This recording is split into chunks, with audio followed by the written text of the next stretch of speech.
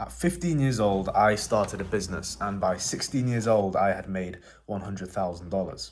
Fast forward 1 year later, and I had lost all my money, and I was actually in debt by about $15,000.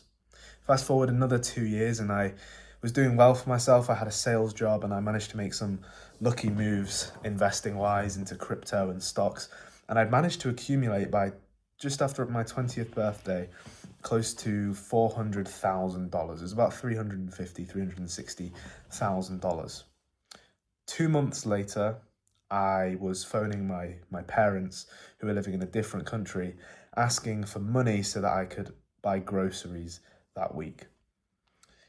Now, fast forward another year later, I'm 21 years old, and whilst I don't have $400,000 in cold hard cash, I am in a good place financially. Some would consider me to be financially stable, maybe even financially free, and there is no doubt in my mind that I am going to be wealthy and rich one day. Now, the difference between many other videos you'll watch on YouTube versus this video is that I'm a Christian, I'm a man of God, and this is coming from a Christian perspective. I have made many mistakes, I've made a lot of money, and I've lost just as much money as I've made.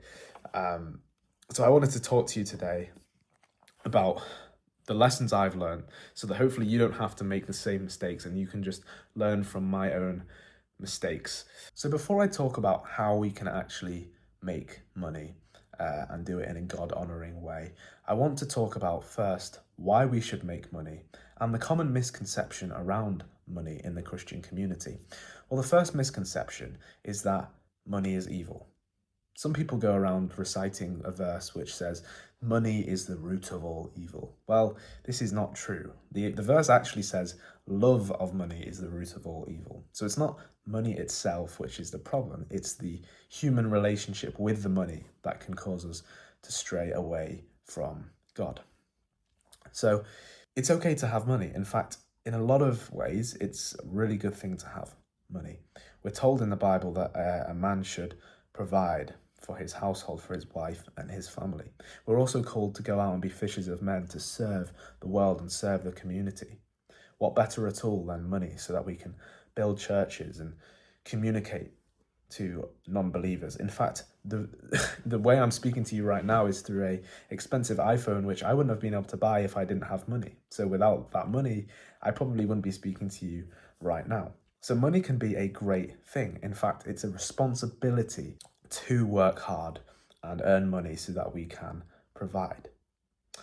So where's the mistake? What is the problem with money? Well, it's not a money problem, it's an us problem. You see, when I was 17, 18, 19 years old, I was so fixated with money. I loved it. And I centered my whole life around money and my career and my self-image. The problem with that was that when something happened, like the stock market or the crypto market crashed, or business didn't work out, or I lost my job, my whole self-identity came crashing down with the money. And I was left with nothing. I was left with a whole load of debt and a crippling identity crisis that lasts for months. Instead, we should be focusing on God. Jesus says on the Sermon on the Mount in Matthew 6:33, seek first the kingdom of God and his righteousness, and all these things shall be added unto you. When he says all these things, he's talking about the worries that we normally have as humans. How am I going to feed myself? How am I going to dress myself? How am I going to provide for myself and my family and the people around me? How am I going to go out and serve if I can't even serve myself? Well, Jesus says, focus on him, and all these things will be added unto you by God. You see, by focusing on money, ironically, it's not going to get us anywhere. We might get a little bit more money. In fact, we might even become billionaires. But the thing is that what does it profit a man if he gains the world but loses his soul in the process? Which would you rather?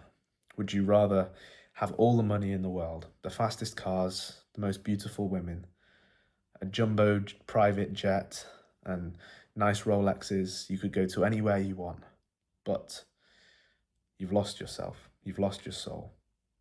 You're in the hands of the devil. After you die, you don't know where you're going.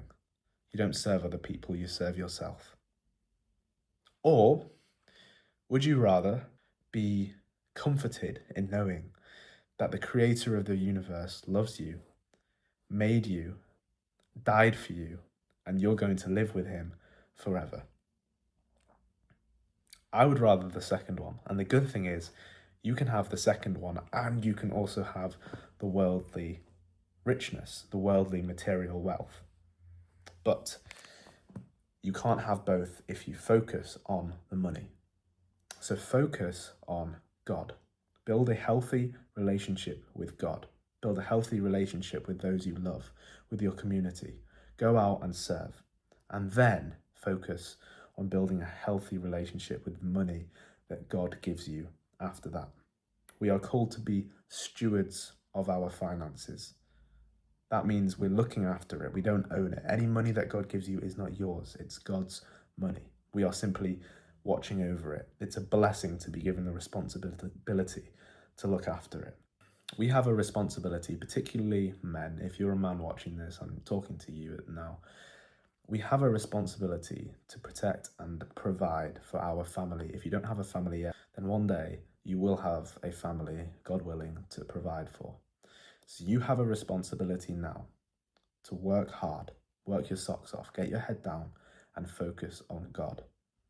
And he will pour into you all the blessings that you need, all of the finances you need to provide for the family which God will also bless you with. You see, it all comes from God. Your wife or your husband, if you're a lady watching this, the money you need to provide for them, everything will be given to you if you just focus on serving God.